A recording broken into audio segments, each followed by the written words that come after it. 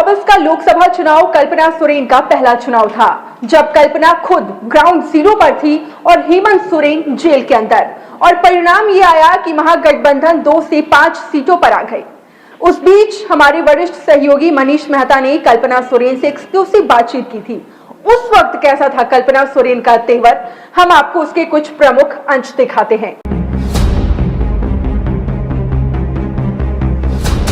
आप ये भी आरोप लगाती हैं कि ये पॉलिटिकली पूरी तरह से टारगेट करके हेमंत सोरेन को फंसाया गया है। बीजेपी के पार्टी में सब चले जाते हैं तो सब साफ हो जाता है, तो ये उन लोगों को परेशान करते हैं जो जन जन के लिए काम करते हैं। खुले हाथों से, खुले मन से वो स्वागत कर रहे हैं और हेमंत जी को कहीं ना कहीं ढूंढ रहे हैं, क्योंकि मुझे देखने के बाद उनको हेमंत जी ही नजर आते हैं कि हेमंत बाबू ने ये काम किया। हमारे साथ वो हर जरूरतमंद खड़ा है जिसको इस 10 साल में कुछ नहीं मिला है। कि जब आप लोगों से मिलती हैं, जैसे आप वेलफेयर स्कीम्स की बात कर रहे हैं, 4.5 साल का कार्यकाल हेमंत गवर्नमेंट का, या कहें कि इंडिया अलायंस का जो सरकार आई 2019 में हेमंत सोरेन के नेतृत्व में, उसने अपना टेन्योर पूरा कर लिया। 4 साल से ज़्यादा हेमंत जी खुद मुख्यमंत्री रहे। आपको क्या लग रहा है कि वेलफेयर स्कीम्स जो आप लोगों ने चलाया, उसका इम्पैक्ट, या फिर कहें कि आगामी इस लोकसभा के अलावा जो आने वाला विधानसभा चुनाव है, उसमें आपको इसका फ़ायदा मिलेगा? देखिए, मुझे फ़िलहाल तो मैं अभी गांडे का मैं बता सकती हूँ, जो गांडे से मैं थोड़ा सा ज़्यादा लोगों से इंटरेक्ट ज़्यादा कर पा रही हूँ, तो मुझे यहाँ से तो गुड वाइब्स आ रही हैं, because the people themselves they are speaking out कि हमको ये चीज़ें मिली हैं। तो मुझे लगता है कि अगर अलग अलग जगहों में अगर जाने का मौका मिलता है, क्योंकि बाकी तो जगहों में हम लोग सिर्फ मीटिंग कर पाते हैं, आम सभा कर पाते हैं, लेकिन मुझे लगता है कि जब गांडे में ऐसा हुआ है तो कहीं ना कहीं ये धरातल पे हेमंत जी की जितनी योजनाएं हैं वो उतरी हैं और उसका जो स्वरूप लोगों के द्वारा बोला जा रहा है, मुझे बताया जा रहा है, तो ये काबिल तारीफ़ भी है। और जो काम बचे हुए हैं, क्योंकि देखिए हमने किसी ने भी नहीं सोचा था कि हेमंत जी 4 साल तक ही सीएम रहेंगे, हमने यही सोचा था कि हेमंत जी अपना कार्यकाल पूरा करेंगे, लेकिन जो नहीं हो पाया, लेकिन जो योजनाएं चल रही हैं वो काबिल तारीफ़ है और लोग खुले हाथों से, खुले मन से वो स्वागत कर रहे हैं और हेमंत जी को कहीं ना कहीं ढूंढ रहे हैं, क्योंकि मुझे देखने के बाद उनको हेमंत जी ही नज़र आते हैं कि हेमंत बाबू ने ये काम किया है, तो वो कहीं ना कहीं एक अफेक्शन, लोगों की आंखों में वो चमक ज़रूर दिखती है। बीजेपी कह रही है कि आप लोग ख्याली पुलाव पका रही हैं।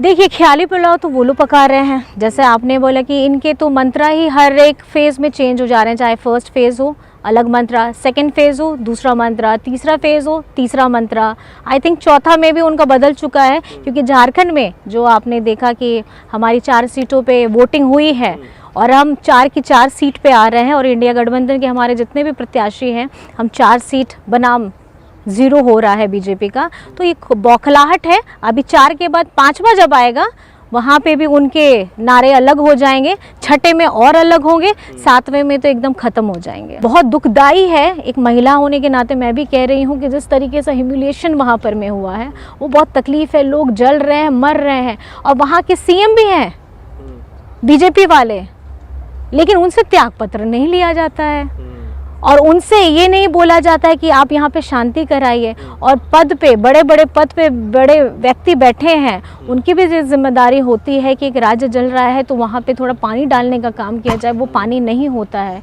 तो आप मुझे बताइए, जन तकलीफ, आक्रोश हर किसी के मन में है, और ये इसकी जो संवेदना है लोगों तक पहुँची, क्योंकि उन्होंने महसूस किया है। किसान आंदोलन करते हैं, उनकी सुध नहीं ली जाती, कितने किसान मर गए। हमारी बॉक्सर महिलाएं जितनी मेडल जीत करके आती हैं, वो अपनी प्रताड़ना की कहानी सुनाती हैं, लेकिन उस पर सुध नहीं ली गई। आप सोचिए, हर एक वर्ग को तकलीफ हुई है, तो इसका जवाब देने के लिए अब हिंदुस्तान खड़ा हो गया है। प्रधानमंत्री ये कहते हैं कि आप लोग अगर सत्ता में आए तो जो आरक्षण जिनको मिल रहा है, चाहे एसटी हो, एससी हो, बीसी हो, इनका हक छीन करके मुसलमानों को दे देंगे। इस चुनाव में आप देख रही हैं कि हिंदू, मुसलमान, इस तरह के शब्दों का इस्तेमाल हो रहा है। यही मैं आपको बताना चाह रही हूँ ना, मुद्दों की बात तो कोई करने वाला है ही नहीं। अगर आपने काम किया होता तो आप अपनी आज योजना बता रहे होते, लोग आपकी कहानी अपने मुंह से सुना रहे होते। और उसके साथ में अगर आज हम झारखंड की बात करें तो हेमंत जी ने कार्यकाल बहुत अच्छे से पूर्ण किया है। अगर 4 साल की बात करें, उसमें कोविड भी इंक्लूडेड है, उनकी जो परफॉर्मेंस थी कोविड के समय में, उन्होंने वो भी किया। अब इसके साथ में हिंदुस्तान में हम बड़ी बड़ी बातें करते हैं कि हम आपको रोज़गार देंगे। 2 करोड़ के रोज़गार 2014 में वादे किए गए थे। उसके बाद बोलते हैं कि किसानों की आय हम दुगनी करेंगे, और जो काला धन है रखा हुआ 15-15 लाख आपके खाते पे आएंगे। कहाँ गए वो वादे, किधर हैं वो वादे? पहले आप अपने वादों को पूरा करिए, क्योंकि हमने झारखंड मुक्ति मोर्चा ने यहाँ पर में हमारे जितने वादे थे 2019 में, उसमें से 80 to 90% we have really covered that. Jharkhand में सत्ता का हस्तांतरण होगा और कल्पना सोरेन को मुख्यमंत्री का पद मिल जाएगा। आप चाहे निशिकांत दुबे की बात करें, बाबूलाल मरांडी की बात करें, वो बार बार इस तरह के आरोप लगा रहे हैं और निशाने पर वो चंपई सोरेन को रख रहे हैं कि 4 के बाद आपका क्या होगा। अपनी पहले आप चिंता कर लीजिए कि आप अपना इलेक्शन जीत रहे हैं कि नहीं जीत रहे हैं, क्योंकि आपने क्या वादे किए और आपने क्या काम किया वो जनता जानती है।